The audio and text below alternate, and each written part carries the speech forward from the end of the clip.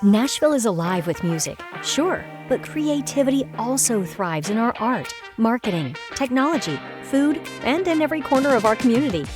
On Creative Assembly's The Spark podcast, our mission is to amplify Nashville's diverse creative voices, foster growth through shared journeys, and inspire a city that thrives on collaboration. Each episode will take a deep dive into the lives and passions of Nashville's most innovative minds. We'll explore their creative processes, the challenges they face, and power of collaboration, along with so much more. Welcome to the Spark Podcast, brought to you by Snapshot, a digital agency on a mission to serve with heart, execute with excellence, and build something bigger together. And now, here's the Spark. Welcome to another episode of the Spark Podcast. I'm so excited for today's episode. Today I have a legendary agency owner from the city of Nashville, David Bohan, joining us from Bohan. He's done a ton in this community. He's done a ton for a lot of people, and I'm just really excited to share his story with all of you today. So David, welcome to the show. Well, thank you, Mark. I'm very happy to be here. Appreciate this opportunity to talk. And I don't consider myself legendary. I really don't. This is my career's been a blessing in a whole lot of ways, and it's been a great opportunity for me to get to know people and share and live in a creative environment that is exciting, and it always keeps you a little younger than my natural age and my hair color. Really tell the truth about it, but it's been a great pleasure and honor for me to be in this industry and represent the clients we were fortunate enough to work with. Yeah, well, I mean, I really appreciate the humbleness, but you've built something extraordinary over the years, and maybe for those that may not know, let's start out with your story for everybody that may not know the full arc of David Bohan and how you found your way into the advertising world. Well,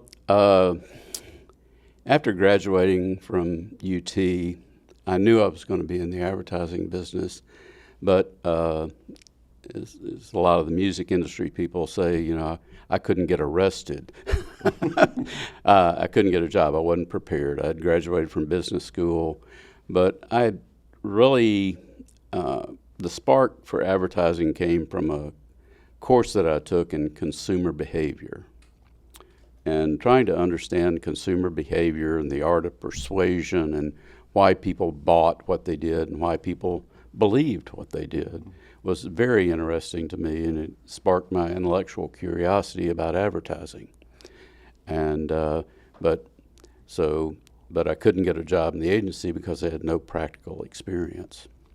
So I went to work on the client side, and for 7 years kind of pathed my journey to the agency side from the client side, and developed an expertise in an industry, and that was economic development and tourism, and that led to my first agency job as an account executive. And I was fortunate enough to work with a great group of clients, including the Opryland family of companies, the theme park, the Grand Ole Opry, that time the Nashville Network, worked for other clients, and ultimately became the account person for the State of Tennessee Tourism Office and Economic Development Office, where I had worked. Wow. As an employee. So, but that was a great opportunity for me, and I really tried to take advantage of the opportunity and learn a lot. Yeah. How did you leverage that to start into the agency world? Well, I never considered myself an entrepreneur. That had really not entered my mind. But there was a particular prospect meeting that changed my mind about my value to clients. The largest hotel franchisee in the United States reached out to the agency because they had acquired a property in Naples, Florida. It was a small meetings property, very high end, and they weren't being successful. And they asked if we'd come down and talk to them, and I flew down to Naples, Florida.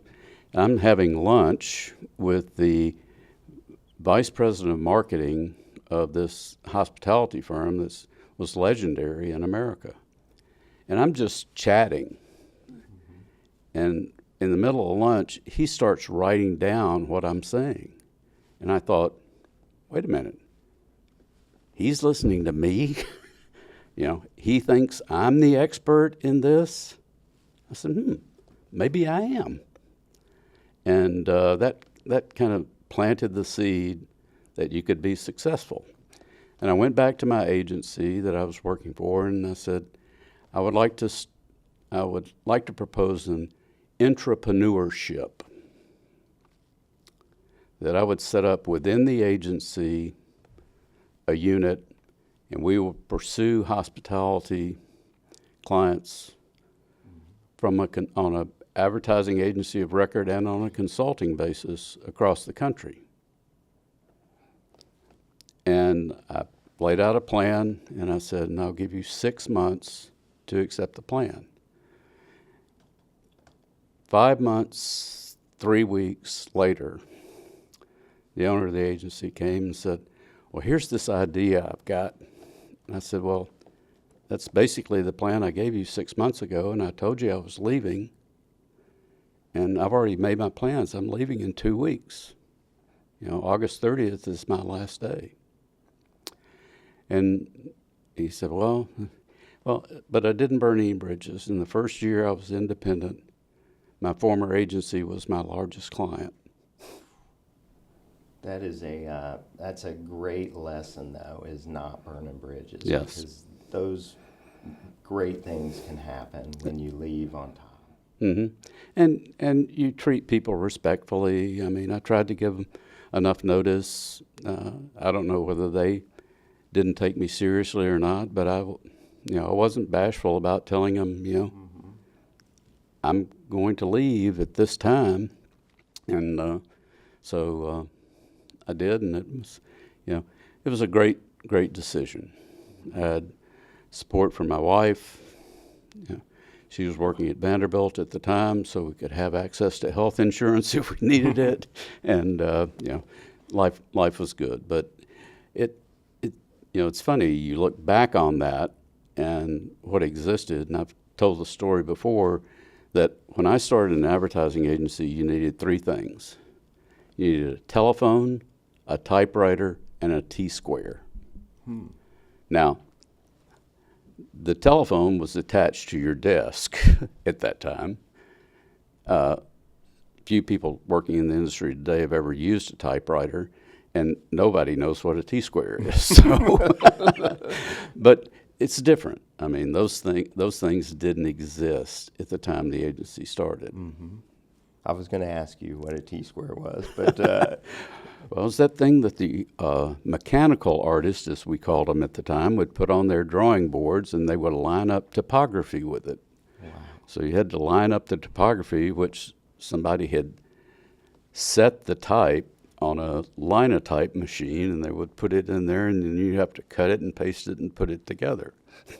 Wow. So it's in the first television commercial I worked on in the agency world was shot on 16 millimeter film and edited on a Steenbeck machine, which was a editing machine that used reels that the editor cranked, and you look through a screen that was about this big, powered by a 25-watt light bulb. And if you left the film in front of it too long, it burned. Yeah.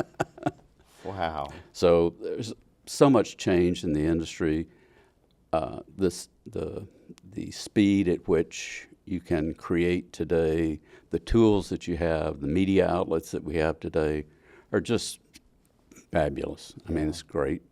That's an interesting history lesson as you look at generations of agency owners. I always joke around about they used to have these phone books that you would have, and that was I'm taking it way back before social media and the iPhone, and so that's funny to hear that on the film. I think a lot of videographers or production companies would get a huge kick out of that. Yeah, well, it is.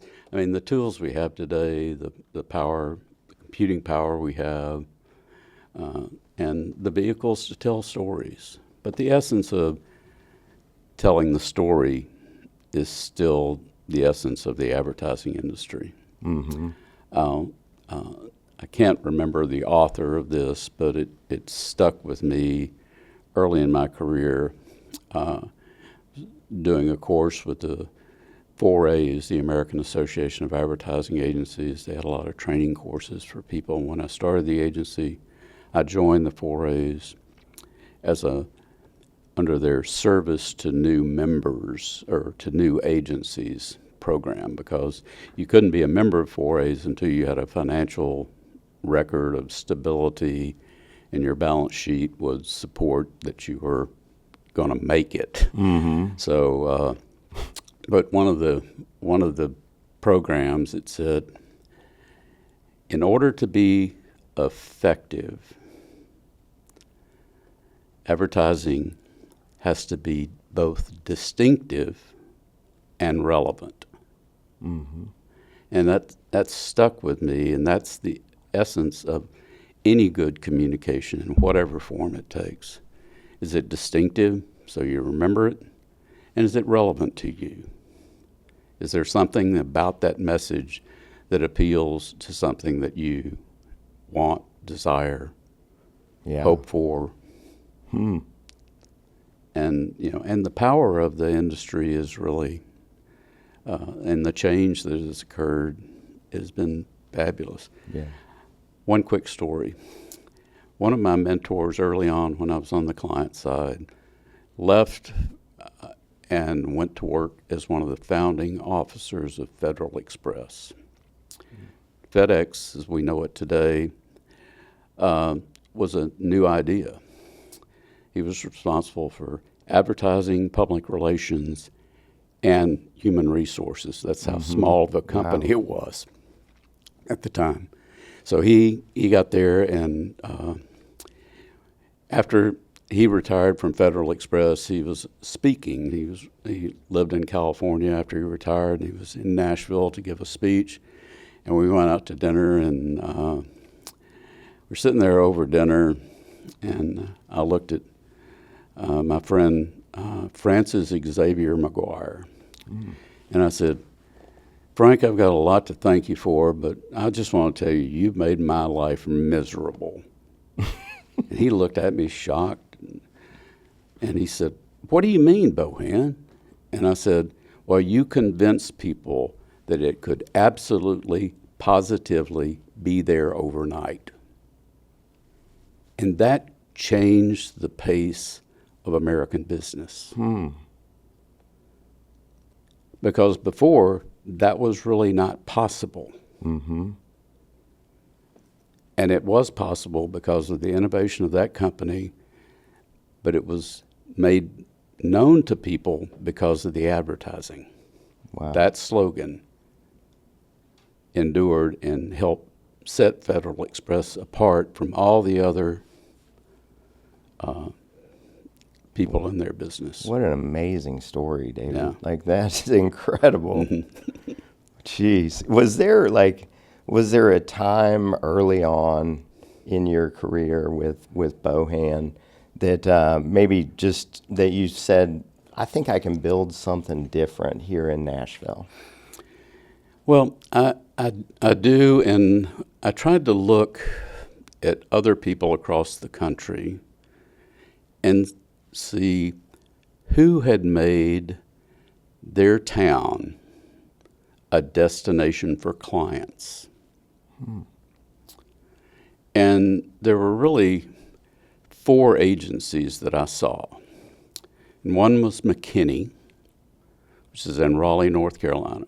Now, Raleigh, North Carolina is not a real destination for clients, but McKinney made it one.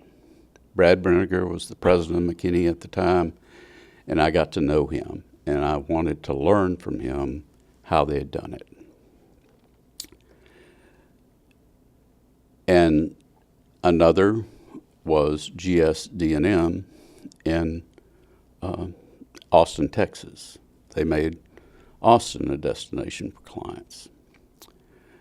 And then the 4th one was in Minneapolis with Fallon and figured out how they did it. And I never got to know that many people at Fallon that well. But the fourth one was Wong Duty, an agency in Seattle, Washington, that was founded by Pat Duty as the account guy and Tracy Wong as the creative director.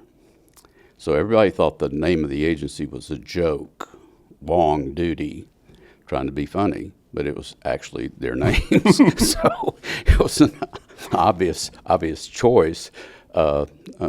One of their first partners was a guy named Ben Weiner, and I told Ben, I said, "You're never going to get your name on the door, buddy. I'm sorry.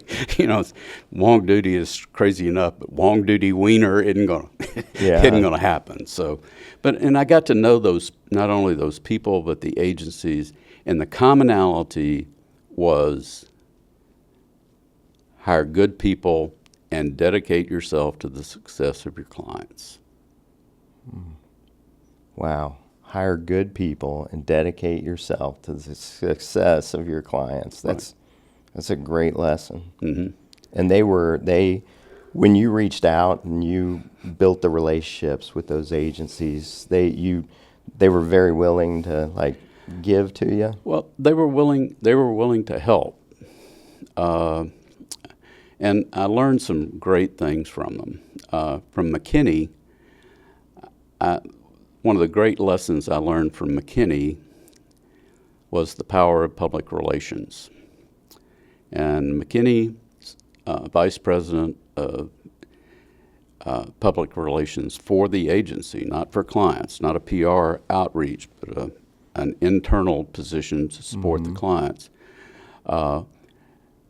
Janet Northern was their VP of public relations.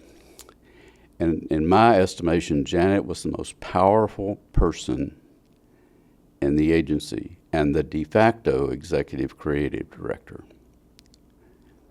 Because young creatives would come in with the work they'd done, and they would beg her to, help them burnish their reputation by getting this ad talked about in the New York Times or Ad Age or Ad Week. And Janet, just the nicest woman, one of the nicest women I've ever met, and smart as hell. She would just look at him and say, "Honey, that's just not really good enough for me to stake my reputation on. But if you go back and do something great, I'll make you famous." And that was all most young creatives ever wanted. They wanted people to know who they were and the people behind the work. Mm-hmm. And she was the power. And early on, after I got to know Janet pretty well, I'd seen her at a 4A's meeting, and she said, "Well, I'm going to be in Nashville soon. My daughter's looking at colleges, and we're going to come to Vanderbilt and look at Vanderbilt." So I said, "Please call me when you come into town. I'd love to meet your daughter and meet your husband. We've never met, and take you all out to dinner and show you around the city." And she said, "Well, I'll do that." Well, as the day approached when they were coming, I called her boss, and I said, "Would it be all right if I offered Janet a consulting position with the agency?" He said, "Well, what have you got in mind?" I said, "I just want her to consult with us on public relations, on how to enhance our agency image." We were not of the size we were going to be competing with the same clients they were. I mean, they were working for Travelocity and NASDAQ and Sherwin-Williams and huge companies. And he said, "Well, you can talk to her about it. I don't know that I'll approve it until she knows more about it and I know more about it." I said, "Okay." So I offered to pay if her daughter wanted to come to school at Vanderbilt. I said, "I will pay her tuition if you'll consult with me when you come for Parents' Weekend." Wow. She took you up on it, I'm sure. She didn't. She didn't? Her daughter didn't want to go to Vanderbilt. Wow. That is unbelievable. Mm-hmm. Jeez, just finding that level of talent. Mm-hmm. And helping nurture it and become, and from Pat Duty, at Wong Duty, I learned how to price. And he had the simplest version of how to negotiate with clients on fees. Because if you ask, if you solicit a piece of business and say their advertising budget is $10 million, which is a lot of money. Mm-hmm. If you ask the CEO or the CFO of that organization, as an agency owner, how much profit would you expect me to make off of your business, handling your business? And Pat said his experience was, and later my experience, they would begin to believe that our profit margin as an agency was equal to their profit margin as a company. Mm-hmm. So on $10 million in sales, they would want to make $1 million profit. Reasonable return. Mm-hmm. On $10 million worth of sales in the advertising industry, the best you could do was getting an income of $1.5 million. Mm-hmm. So it's, instead of saying, Pat would say in that negotiation, he would say, well, I would really like to make $400,000 profit. Does that sound reasonable to you? And of course say yes, because that was a low number in their world. So he'd say, okay, now that's the profit I need to make to improve the company, reinvest, and make sure we're there to service you. He says, and then I need maybe $750,000 to hire staff to service your account. And then they need office space and computers and training and software and all the things that we need. So then, okay, so your fee was $1.5 million. They think they got a good deal, and the agency got a great deal. That's a heck of a strategy. It is, but it's based on understanding the client's business and what their margins are, and then explaining to them that you're very satisfied with the lower margin return because your business might be less capital intensive, it's more people intensive. So we have to do that. And as an independent agency, you don't have shareholders that you have to go back and focus on, satisfying. So it was a very, very smart strategy. Yeah. Well, over the years, we started the company in 2010, and I know you started Bohan in 1990. Right. And I've always looked up to Bohan and some of the bigger agencies in town over the years that we've been able to grow. And I'm sure a lot of people listening to the show feel the same way as agency owners. They always, aspire to, be where some of the bigger agencies are in town. And I guess, in 1990, Nashville looked completely different than it does today. It does. And I guess back then, were there agencies that you looked up to that you said, hopefully I'm starting this little agency and someday I want to be here? Well, at that time, Erickson and Bunton were the two really big agencies, or bigger agencies in Nashville. There were a lot of others that were really good, really doing a good job. Bill Hudson and Associates has now turned into Dalton. Erickson no longer exists, but Bunton has continued to do well in this marketplace, and I think I'm glad they're doing well and getting some recognition. I'm very proud of the things that we achieved when I was at Bohan, and I'm continued proud of what the company is achieving under the ownership that we transferred to in 2023. They're doing a great job for clients and continue to have long-standing client relationships. As I told you before, I just got back from a retirement party for the first agency client, and that client has been a continuous client of the agency since 1990. And the folks at Pigeon Forge, Tennessee have been really supportive of the agency and of me personally, and support the staff. But the staff still continues to support their business objectives. And I saw the staff there that's working on the account, some of which were working on it when they've been working on the account for over 20 years. And they're, it's good. I mean, they consider the agency family, and that's a very good thing. It's so important, those relationships, how, you can do great work, but having great relationships just keeps you around. And you just don't hear stories like that very often of clients staying with agencies for 40 years. Yeah, but it's been very good for both parties. Yeah. And it has to be good for both parties. I mean, they've grown, they've had huge success, and the agency has had huge success, not only because of that relationship, allowed us to hire great, talented people. They allowed us to do great work. They got noticed. It was effective, and that another building block. Yeah. What do you think? What does it take to be a great agency versus just a good one in the Nashville market space? Well, I think this applies whether you're in Nashville or Moscow, Idaho. It's good people that have the ability to listen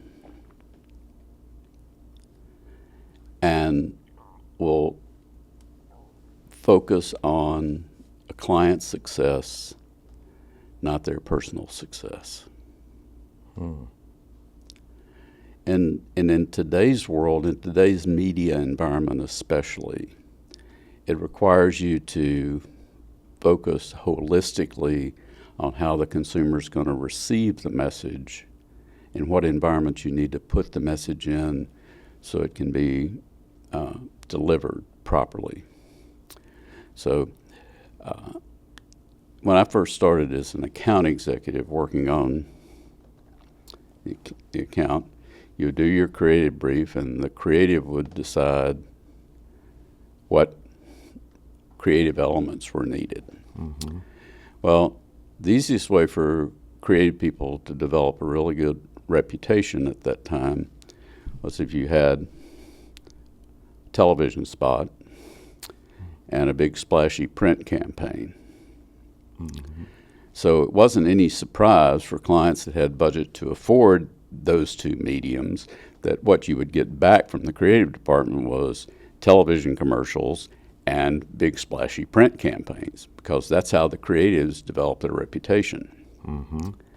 And then how much do you need? You'd get it approved, and how much do you need to produce it, and then what was left you would give to the media department to determine how to spend that money based on those creative units. Well, now it's how is the consumer getting the message? What vehicles are they consuming media? How are they consuming media? And how can your message fit in those media? And then you design the creative brief to fit the media delivery system versus the other way around. Yeah. What do you think is like a what do you think is a common misconception of people that are starting up an agency, or even people that look at you as the founder of Bohan and think that it was just a rocket ship, it just went straight up? Is there a common misconception you see? I think the perception of the industry many times by clients still today is that this is, these are people that think differently. They're really, they're creatives. They're creative people. Just let them do their creative thing. Well, that misperception is really because great advertising has to be grounded in certain things. You get back to that distinctiveness, which requires creativity to stand out, but relevance of the message. So why would you be interested in consuming this message? And so you've got to dig into that psychology of the consumer. So I think one of the things that a lot of people don't understand is the social sciences that go into creating great advertising. So you can think of it in one way, we're anthropologists of current culture. It's what advertising people really do. They look at current culture, consuming patterns, and how this product fits into that consuming pattern. And so that's really anthropology. It's psychology, it's sociology. You know, you blend that together, and some people call it ethnography. But it's really a lot of soft social science coming together with hard quantitative data about consuming patterns and distribution and availability and the product mix in a certain category. You have to know a lot of things, so it requires a lot of different talents to come around the table. And the thing that most clients don't understand is they need to be at that table at every step of the process. They don't just need to come down and award the business, brief you, and then see the presentation. They need to be involved in the process. And when they are, they have a better understanding of it. And it's not about the subjectivity that goes into a lot of approval of advertising. One of the classic stories of all time in design was that the IBM logo design from the company was this silver, and chairman of IBM took it home to his wife, and she says, "I like blue." He goes back in, tells the designer, "I want it blue." And that's how IBM came Big Blue. Wow. But that's all subjective. Yeah. And if the client doesn't understand the rationale behind why the designers chose silver, what that implies, what image it creates, how it makes people feel, Yeah. then it's like, well, blue, purple, green, gold, whoever, whatever. Mm-hmm. Yeah. It's just whatever I like. Mm-hmm. Yeah, I love that about the collaboration with the clients all along the way, which really, I've seen, makes agencies very sticky, in that it's the relationship. Right. It's not just you're going to give us direction and we're going to come back and show you, some profound work. It's that collaboration all along the way that you inspired with your teams. Yeah. Well, and an understanding and appreciation of the contribution that everybody at the table can make. Mm-hmm. That great idea may not be just the providence of your executive creative director. Because for the longest time, the advertising industry was like the Wizard of Oz. You would get the assignment, you would leave, you would come back, and Oz from behind the curtain would tell you, here is the answer. Well, some of that mystery is still good. And every once in a while, that creative spark comes from one idea. Mm-hmm. But great ideas can come from everywhere. Yeah. And I'm certain that your vision for this and how you collaborate both internally and externally with your clients has helped you build a really strong culture over at Bohan over the years. I think it has, and I think that continues today, and it's described in many ways. Some friends of mine in the agency business called it the table. We set the table and then bring the people to the table. The start of it may be researchers and strategists and creatives and account people, and then that table composition would change after you'd get to a point you would need producers and production people and media strategists, the tacticians that would take and implement the campaign, and programmers, and all the different skill sets that need to come to create the elements you need to create. Mm-hmm. And I think we called it takes a village, and it does. Yeah. Well, I know that we're in an industry that has, a pretty high turnover rate from time to time. I mean, you've kept clients for over 40 years. You've had employees that have worked there for like long, long time. So, like, what is something that you might share with the audience that is something that you've done to inspire people to stay around for a long period of time? Well, I think an environment that allows people to be free to express themselves is something that's baseline very important for everyone in every relationship that you have. So it's the freedom to be yourself. I think that's very important. But, we may have gone overboard with the benefits too of what makes this a good place to work. So you had continental breakfast in the morning. And advertising agency people seldom like to come to work on time. I don't know what it is, but a lot of people are not early risers. So we changed the hours from 9 to 5. And when that wasn't working really well, I decided, well, let's put continental breakfast out. But the key was not when it was put out, but when it was taken away. And it was taken up at 9:30. So if you didn't get there by 9:30, you didn't get free breakfast. But my wife ultimately worked in child nutrition and with school children, and she would tell me, you can't teach a hungry child, so you're not going to get the best work out of people unless they've gotten some fuel in the morning. Yeah. And if they don't wake up until 8:30 and have to get to work by 9, they generally don't have time for breakfast. So that's amazing. Yeah.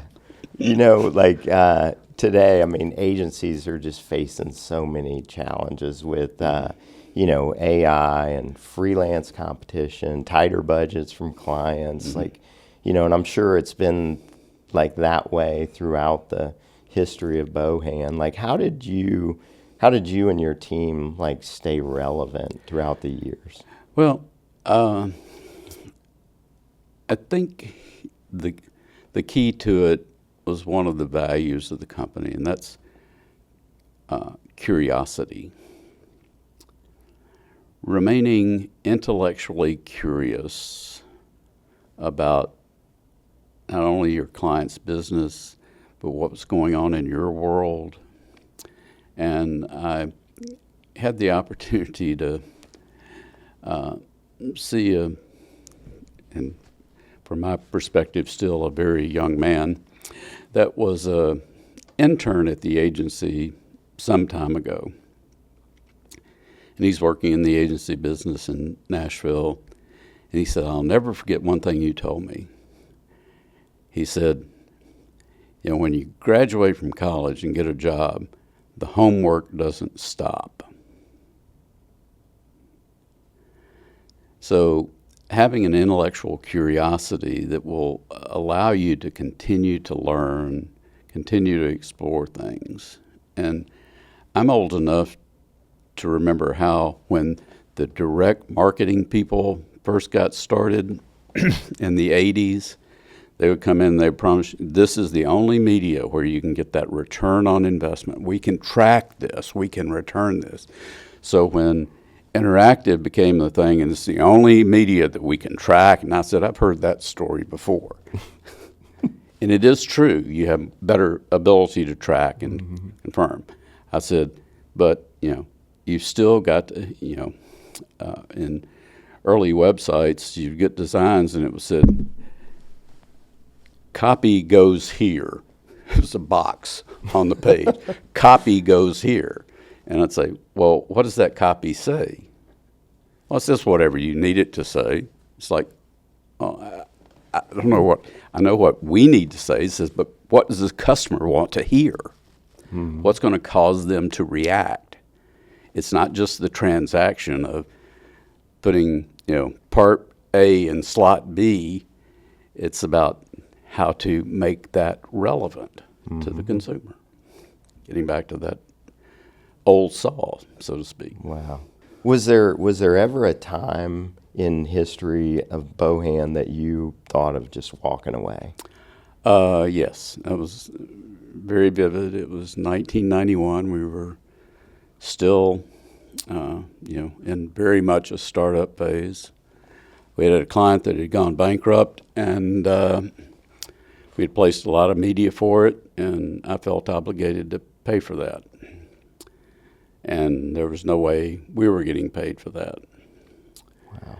And at the same time, my father was in the final stages of his life with suffering from cancer, and I was trying to help him through that. Felt all that responsibility, and it's just like, I could walk away now and, but I would leave people hanging. Employees, media partners that we had placed contracts with in good faith. Mm-hmm. And, they had done their job. They had fulfilled their obligation. The client didn't fulfill his obligation to us. But I went to all of them and I said, can we work out a payment plan? And some of them said, well, if you pay me this much now, we'll just forget it. And I said, no, I want to pay you the whole thing. I said, but it's going to take me time, and here's why. Mm-hmm. And we did that and paid off 100% of that client's debt. But it was a struggle. I mean, it was hard. Yeah. It's very difficult. Did your your team and your other clients, did they know about what you were going through as an agency at that time? Yeah, they did. Did they rally? Did you see other clients maybe rally around that? We didn't lose any other clients. We didn't lose any employees. It was, but as a founder, the good news and the bad news is you're the one that gets paid last. Mm-hmm. Oh yeah. So so you take care of the obligations, and you live up to your word. And our industry is an industry that's never had the greatest perception of ethical behavior, quite honestly.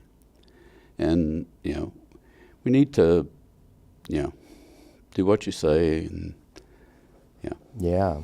That's everything I've ever heard about you over the years has been what you just said. You do what you say you're going to do, and that high integrity for everything in business is like your mainstay.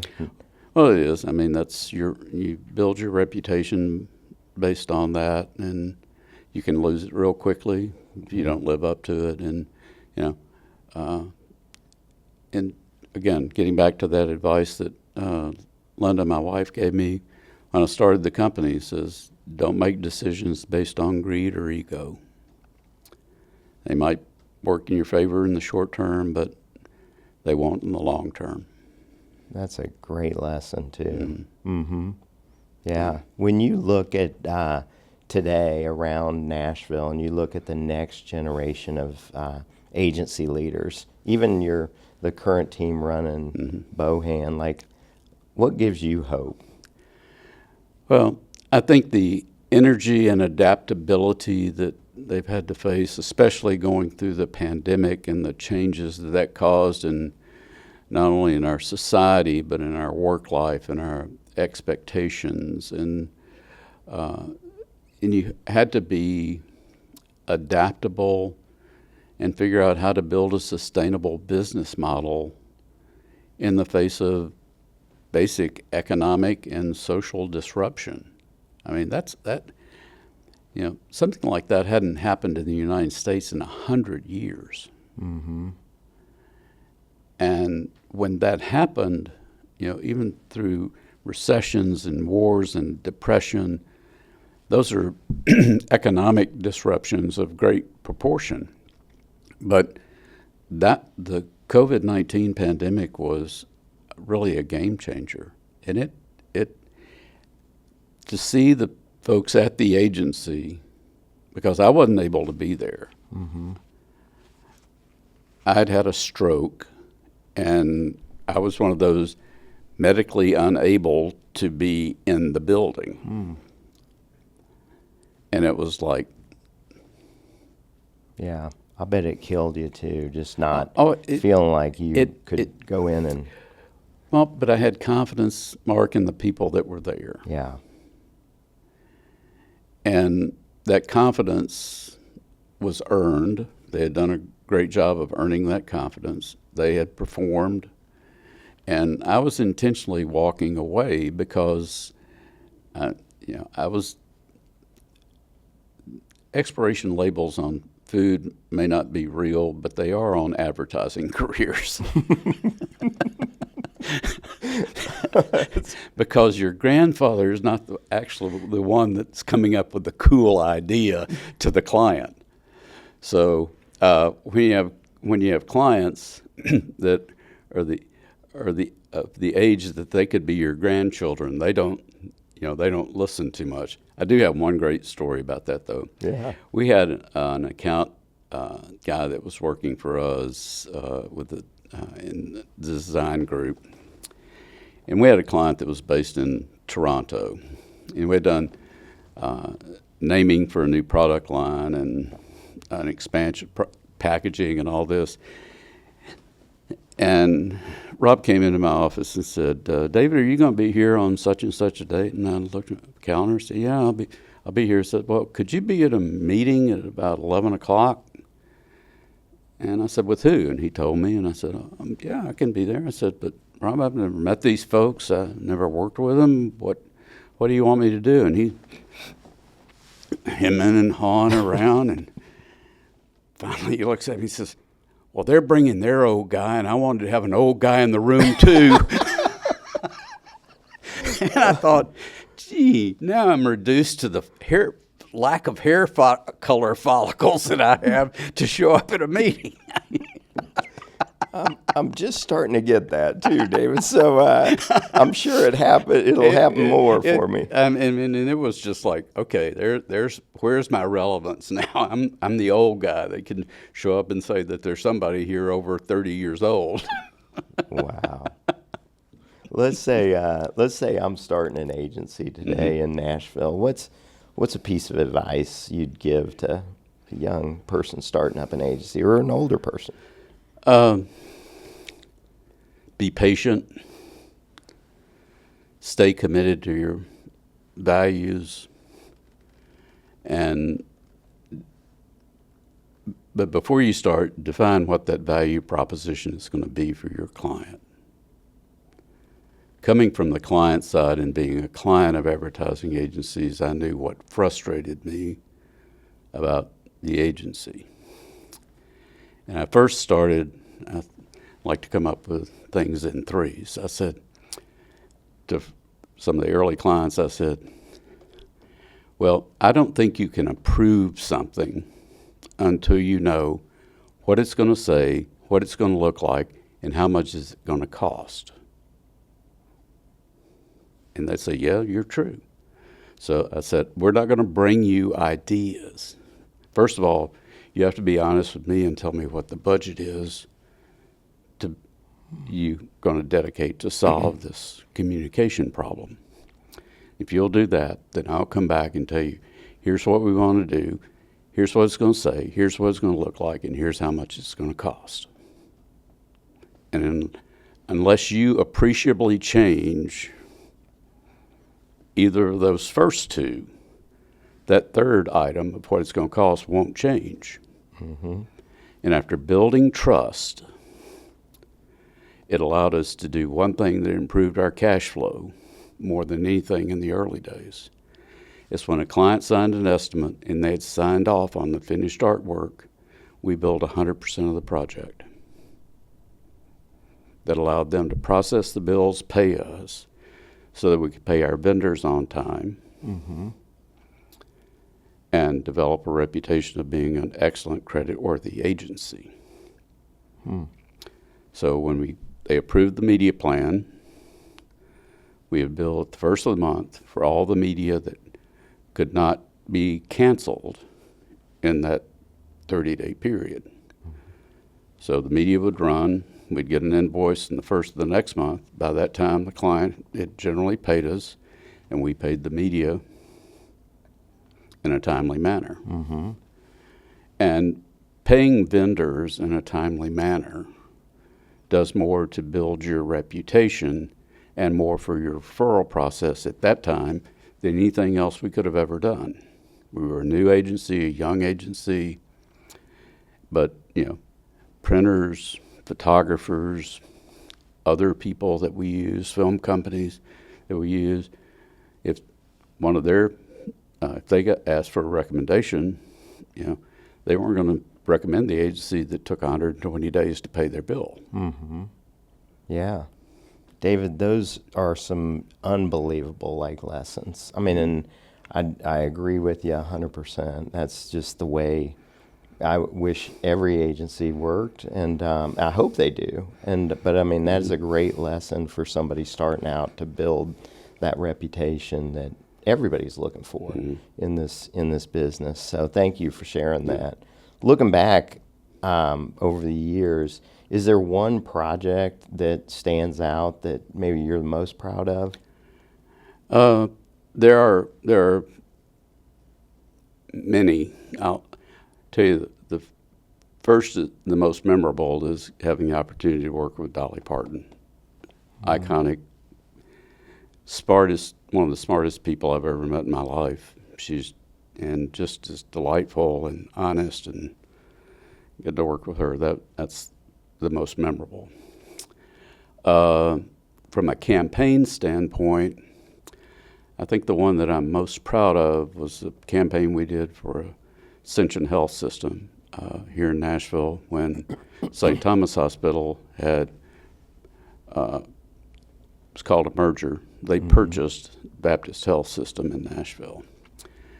And they were operating under one name, but 3 years in, there were still two different cultures in that company. So when we were pitching the business, we had this feeling, because of being members of the community and understanding what was going on in the healthcare space. We started calling employees, providers, customers, and ultimately you'd get down when you talk to people that had worked in the Baptist system, says, well, this, it's St. Thomas, but really in my heart it's always going to be Baptist Hospital. But then you think, well, why do you work here? And the commonality between the employees, that they believed that in the not-for-profit healthcare business and having a faith-based institution was why they worked there. And we went in and pitched the business on the basis of a line of scripture that was, and the theme line was, nothing shall be impossible. Gosh, I remember those spots. That was amazing. It was a campaign that campaign earned us the honor of being Modern Healthcare's Agency of the Year that year. That was the same year that we won Ad Age's Southeast Agency of the Year award. And it was, but the important part is those employees came together around a concept of delivering health care from a faith-based perspective that was important to them. And I think that helped bring the organization together in a way. It did a lot to help their market share and their reputation and but it brought those organizations together and melded them with a common purpose. Yeah. And that was the win. I think that was the big win. Yeah, that was an amazing campaign. You guys knocked it out of the park on that one. Yeah, so. I was really proud of the team for that. They did a great job. Yeah. Well, David, as we wrap this up, and I know gosh, we could go for another hour, but is there anything maybe I didn't ask you or something you'd want to share with the audience? Well, I think to start an agency business, or even to be in the agency business, it requires a healthy ego. But I encourage everybody to find a balance for theirs.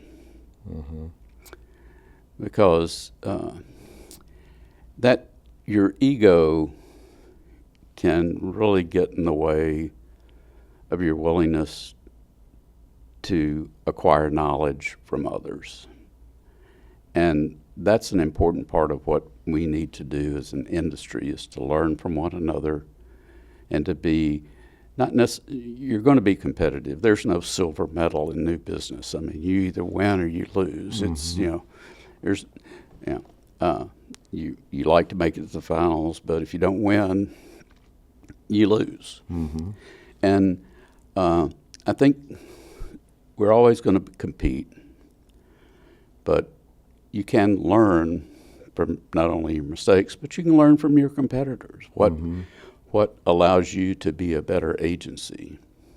Not necessarily to write a better script or design a better site or to come up with the viral meme that's going to make your client's product famous. But if you could learn how to be better at what you do, and I think that gets collaboration, curiosity, integrity. Those are things that'll carry you a long way to be successful. It's great advice, and I mean, leaning into that a little bit, I remember maybe 6 years ago, I typed up an email to David Bohan, and I was like, I've got to meet him. He's grown something, but he is never going to take my meeting. Why would he take my meeting? And I remember sitting there struggling a little bit to hit the send, and I hit send, and it wasn't too long after that you responded back and said, I'd love to meet with you. And I know you said, hey, I'll come over to your shop, we'll grab lunch in the conference room, and you can tell me a little bit about you all, I'll tell you a little bit about us. And actually that conversation is the entire inspiration around Creative Assembly and what we're building here. And giving back with the Spark is just, I saw that you gave so much. And, now I believe it's, my time and others to give back to the Nashville creative community in a way that will help. Well, thank you for those kind words, but thank you for doing it. Yeah. And it is important. And it's good work. It's not your job, but it is your job. Yeah. Well, David, thank you so much for being Mark. on this episode of The Spark. I really appreciate it. Thank you for joining us today. This has been an unbelievable journey, taking it way back to David's start at Bohan, and just loved every lesson that you taught us today. So thanks for being a part of our journey. And until next time, thanks again. And that's a wrap on this episode of The Spark from Creative Assembly. Thanks for spending time with us and exploring the minds shaping Nashville's creative future. If you're walking away more inspired, connected, or energized, that's exactly the point. A big thank you to our sponsor, Snapshot, and the incredible team behind the scenes who make this show possible. Your support fuels every conversation and keeps collaboration alive. So if you haven't already, subscribe wherever you get your podcasts and leave us a review. Thanks again for tuning in. Until next time, stay creative, stay curious, and keep that spark.